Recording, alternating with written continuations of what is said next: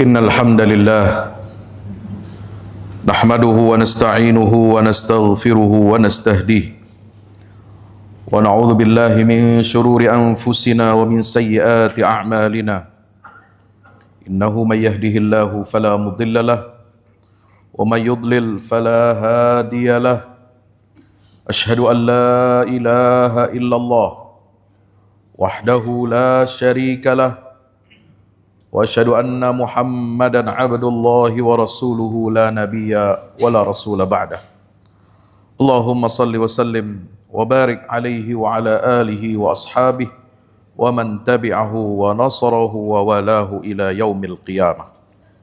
Ibadallah, usi nafsi wa iyyakum bi taqwallah. Ittaqullaha haqqa tuqatihi wa la tamutunna illa wa antum muslimun. Hadirin ma'asyiral muslimin jamaah Jumat, ya insyaallah mudah-mudahan kita semua senantiasa diberkahi dan dimuliakan oleh Allah Azza wa Jalla.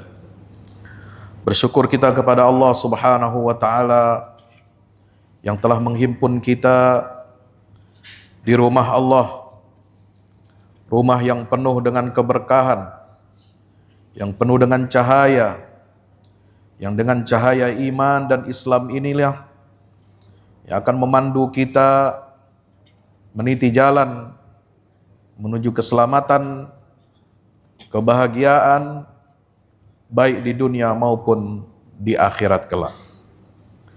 Mari kita bersalawat salam kepada Nabi kita Muhammad sallallahu alaihi wasallam.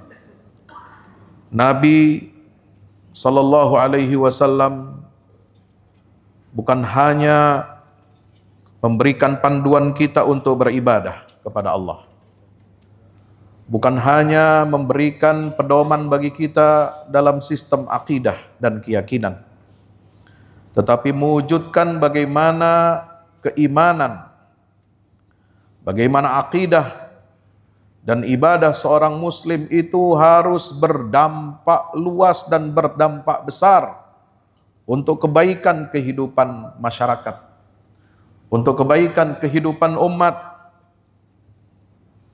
yang kadang-kadang banyak dipenuhi dengan kezaliman, banyak dipenuhi dengan praktek-praktek kecurangan, manipulasi, korupsi, dan semua hal yang bertentangan dan akan merugikan nilai-nilai kemanusiaan kita.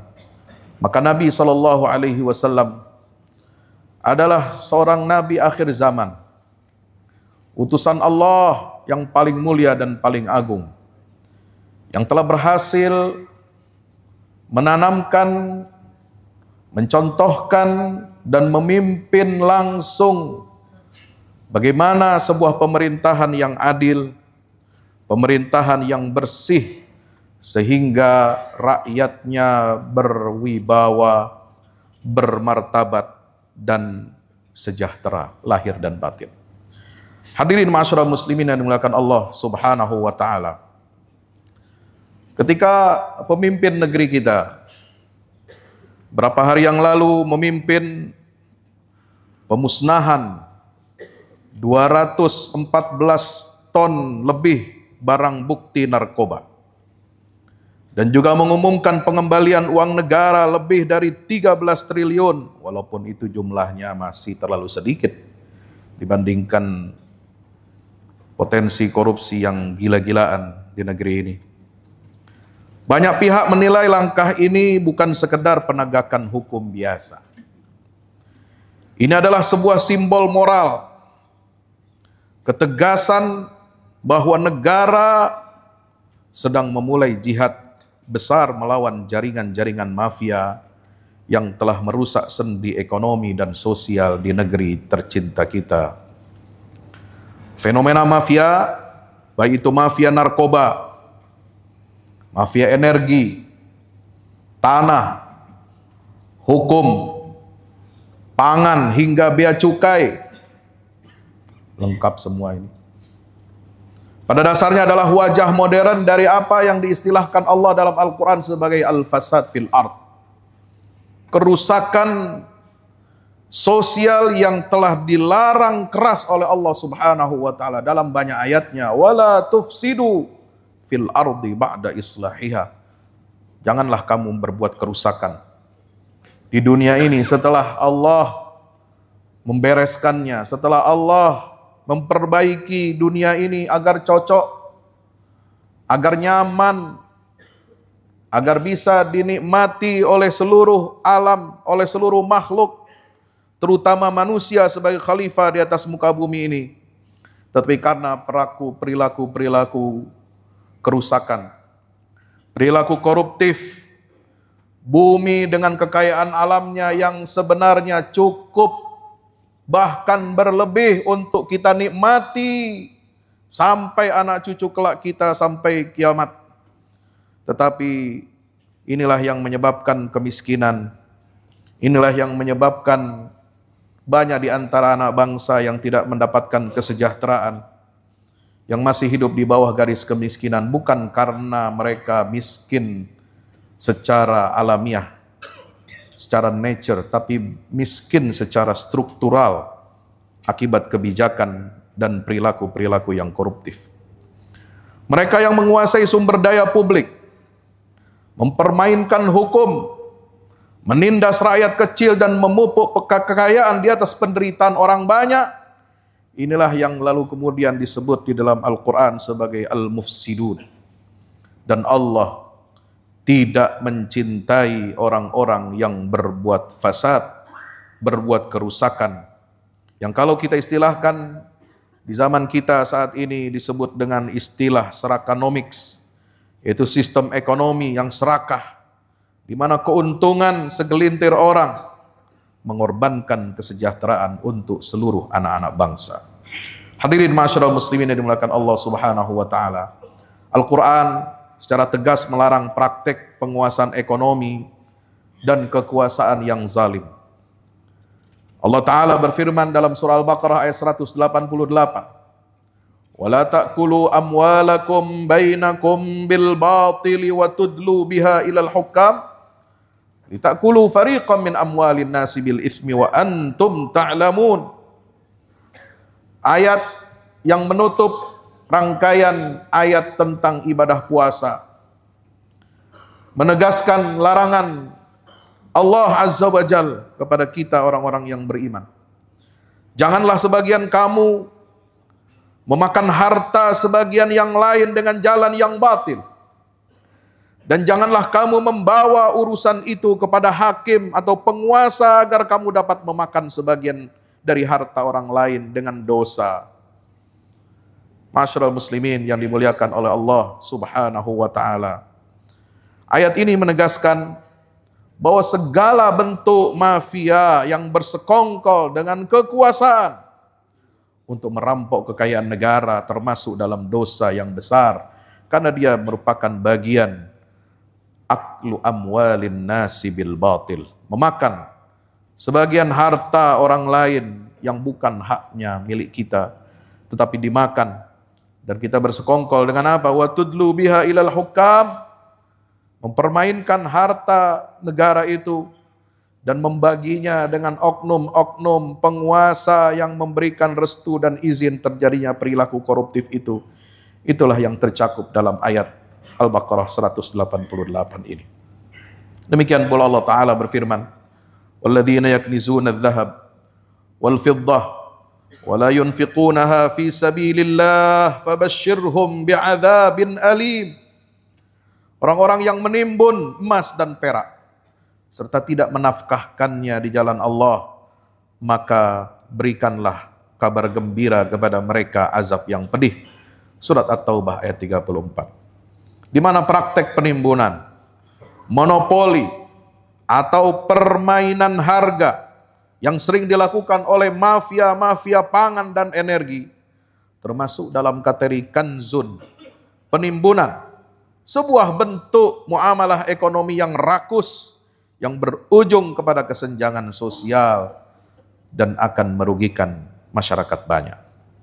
Rasulullah SAW menyebut dengan tegas dalam hadisnya, la'anallahu ar-rashi wal murtashi. Allah Subhanahu wa taala akan selalu melaknat pemberi suap dan para penerima suap. Hadis riwayat Abu Dawud dan At-Tirmidzi. Ini adalah kutukan langsung dari baginda Nabi Shallallahu Alaihi Wasallam terhadap mafia hukum yang menjadikan keadilan sebagai barang dagangan, sebagai komoditas sesaat untuk meraih keuntungan. Sehingga Nabi Sallallahu Alaihi Wasallam dalam riwayat lain beliau bersabda, la yahtakiru illa khati. Tidak ada seorang yang menimbun barang kebutuhan pokok kecuali dia berdosa. Hadis riwayat Imam Muslim. Ini adalah dasar moral bagi ekonomi Islam. Ekonomi yang berkeadilan, ekonomi yang memperhatikan akhlak di atas segala-galanya. Sebab menimbun komoditas agar rakyat kita menderita adalah bentuk kejahatan publik. Dan Nabi Shallallahu Alaihi Wasallam mengingatkan kepada kita bahaya ketika hukum tajam hanya kepada masyarakat bawah, masyarakat kelas miskin, di mana Nabi Shallallahu Alaihi Wasallam mengingatkan kepada kita umatnya dalam hadis riwayat Bukhari Muslim, innama ahlaka man kana qablakum idza saraqa fihimus syarif tarakuhu wa idza saraqa fihimud dha'if aqamu alaihi al-had. Sungguh yang membinasakan umat-umat atau bangsa-bangsa sebelum kamu adalah praktek jika seorang pemimpin atau penguasa mengetahui ada orang yang terpandang keturunannya, kedudukannya dan jabatannya mencuri, mereka biarkan begitu saja lolos dari hukuman. Tetapi jika yang mencuri itu adalah dari kelompok yang lemah, orang yang terpinggirkan, maka mereka dengan penuh gagah perkasa menegakkan hukuman yang berat. Hadirin ma'asyiral muslimin jamaah dirahmati Allah Ta'ala, betapa Nabi SAW dengan panduan Al-Quranul Karim telah menunjukkan kepada kita bahwa sistem hukum yang tumpul terhadap kelompok elit sejatinya adalah pintu menuju kehancuran sebuah bangsa. Oleh sebab itu Rasulullah SAW harus kita contoh, harus menjadi tauladan bagi kita semua dalam memberantas segala bentuk mafia, segala bentuk persekongkolan jahat. Nabi SAW tidak hanya kita contoh dan teladani dalam hal ibadahnya, puasanya, sholatnya, zikirnya saja kepada Allah Azza wa Jalla, tapi juga kita teladani bagaimana beliau mengatur masyarakat, membangun negara yang berkeadilan, negara yang menjamin hak-hak rakyatnya, negara yang menjamin tegaknya hukum tanpa tebang pilih dan tidak pandang bulu. Maka itu hadirin rahmat Allah Subhanahu wa taala, di dalam Islam negara bukan hanya aparat administratif, tetapi mereka adalah bagian yang tidak terpisahkan dari sistem khalifah fil ard, yaitu menjadi wakil Allah, representasi Allah dalam menegakkan keadilan sosial di atas muka bumi ini.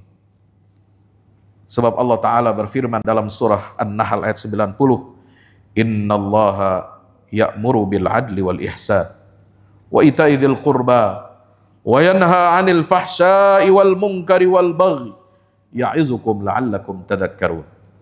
Ayat yang sering dibaca oleh para khatib Jumat, tapi kadang kita abai makna dan isinya.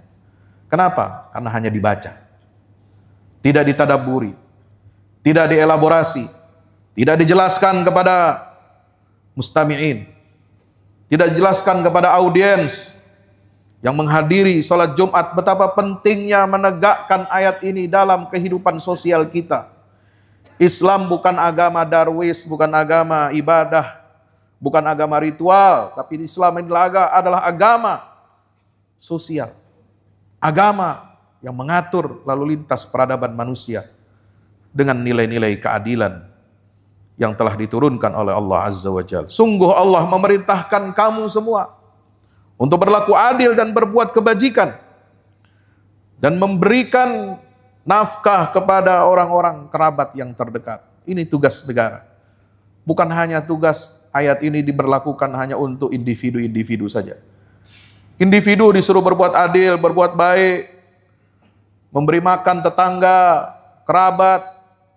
Tapi lupa ayat ini yang pertama adalah ditujukan kepada para penguasa dan para pemimpin.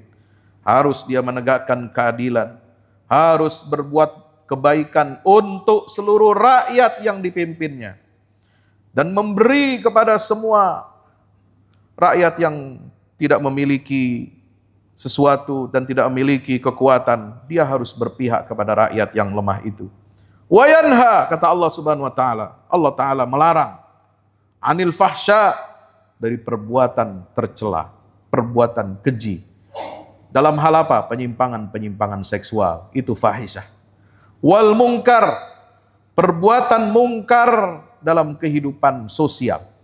Kemungkaran selain daripada perbuatan penyimpangan seksual dalam hal kehidupan masyarakat, itu disebut al-mungkar.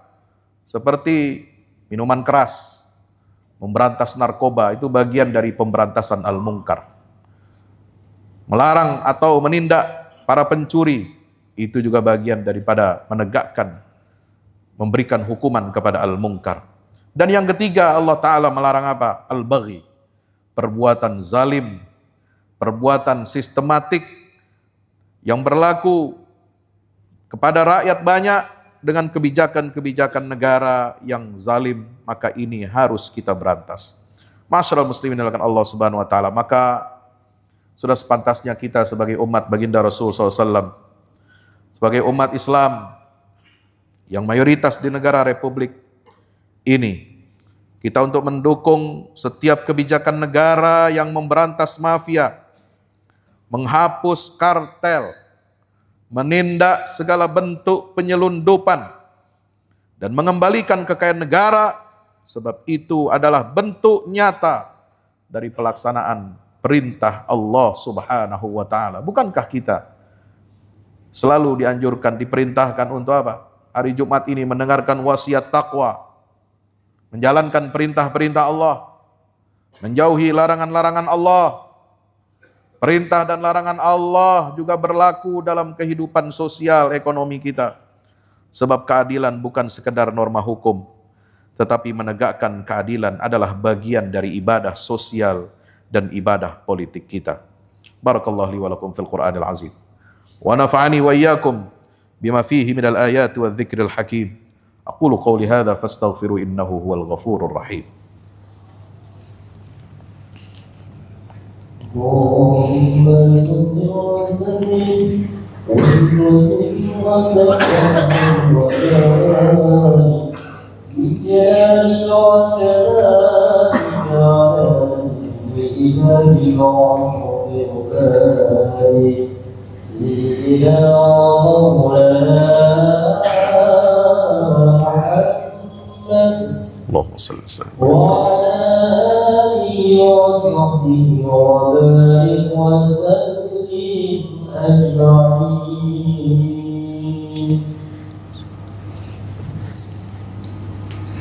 Alhamdulillahi wahdah, sadaqa wa'dah, wa nasara 'abdahu wa a'azza jundahu wa hazama al-ahzaba wahdah. Asyhadu an la ilaha illallah wahdahu la syarikalah wa asyhadu anna Muhammadan abduhu wa rasuluhu la nabiyya wa la rasula ba'dah. Allahumma salli wa sallim wa barik ala nabiyyina Muhammadin wa ala alihi wa ashabihi wa man tabi'ahu ila yaumil qiyamah. Usi nafsi wa iyyakum bi taqwallah. Ittaqullah haqqa tuqatih wa la tamutunna illa wa antum muslimun. Hadirin ma'asyiral muslimin dirahmati Allah taala, maka dari mimbar yang mulia dan terhormat ini, mimbar yang menjadi pelanjut risalah dari risalah yang dibawa oleh Nabi kita Muhammad sallallahu alaihi wasallam, mimbar yang menjadi penyambung lidah baginda Rasul sallallahu alaihi wasallam untuk menyampaikan risalah ini kepada kaum muslimin. Kami mengingatkan kepada diri sendiri dan kepada kita semuanya, hadirin semua, agar kita senantiasa bertakwa kepada Allah Azza wa Jalla. Salah satu bentuk ketakwaan kita adalah dengan menghilangkan, mengikis, dan memberantas serakanomics, sebuah sistem ekonomi yang bertumpu pada eksploitasi, rente, dari mafia energi yang mempermainkan harga BBM, mafia tanah yang kerap menggusur warga tanpa hak, hingga mafia bea cukai yang merugikan negara. Inilah bentuk fasad fil ard versi modern, kerusakan yang disebabkan oleh kerakusan kolektif. Allah Ta'ala menegaskan dalam Al-Quran, wa idza tawalla sa'a fil ardi liyufsida fiha wa yuhlikal hartha wan nasl wallahu la yuhibbul fasad. Apabila dia berpaling dari kebenaran, maka dia pasti akan berbuat kerusakan di bumi, merusak tanaman dan ternak, dan Allah tidak menyukai berbagai bentuk kerusakan. Sistem ekonomi yang rakus, serakah, tidak hanya merusak lingkungan, tapi juga menghancurkan moral bangsa.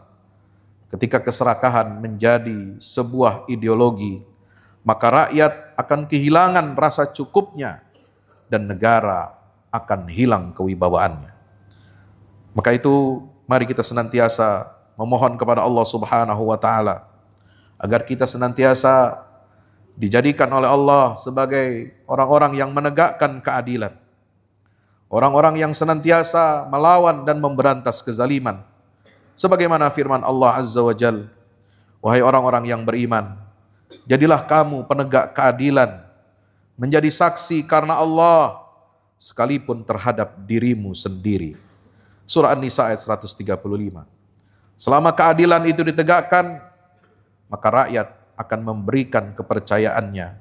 Dan Allah Subhanahu wa Ta'ala akan menolong sebuah negeri, sebuah bangsa yang terseok-seok untuk bangkit apabila keadilan betul-betul ditegakkan. Tetapi bila keserakahan itu dibiarkan, maka kehancuran suatu bangsa hanyalah soal waktu saja. Karena itulah pesan yang diberikan oleh Nabi kita Muhammad sallallahu alaihi wasallam, sungguh umat sebelum kamu hancur karena mereka membiarkan orang kuat, orang besar berbuat zalim. Allahumma salli ala Muhammad wa ala ali Muhammad. Allahumma ighfir lil muslimin wal muslimat wal mu'minin wal mu'minat al ahya'i minhum wal amwat innaka sami'un qaribun mujibud da'wat. Allahumma ansuril Islam wa izzal muslimin wa ali bi fadlika kalimatil haqqi ila yaumiddin. Allahumma ansur man nasarad din wa khudhul man khadhalal muslimin. Allahumma arinal haqqa haqqa warzuqna ittiba'ah wa arinal batila batilan warzuqna ijtinabah. Allahumma ij'alna minal ladzina yastami'una al-qawla fayattabi'una ahsanah. Ulaika alladzina hadahumullah wa ulaika humul muhtadun wa ulaika hum ulul albab. Allahumma ahsin aqibatana fil umuri kulliha wa ajirna min khizyid dunya wa 'adzabil akhirah. Rabbana la tuzigh qulubana ba'da idh hadaytana wa hab lana min ladunka rahmah innaka antal wahhab. Rabbana atina ma wa'adtana ala rusulik wa la tukhzina yaumal qiyamah innaka antal azizul wahhab. Rabbana atina fid dunya hasanah wa fil akhirati hasanah wa qina adzaban nar. Wa sallallahu ala abdika wa rasulika nabiyyina Muhammad wa ala alihi wa sahbihi wa sallim tasliman katsira. Walhamdulillahi rabbil alamin. Wa aqimis salat. Assalamualaikum. Bersama Saling Sapa TV.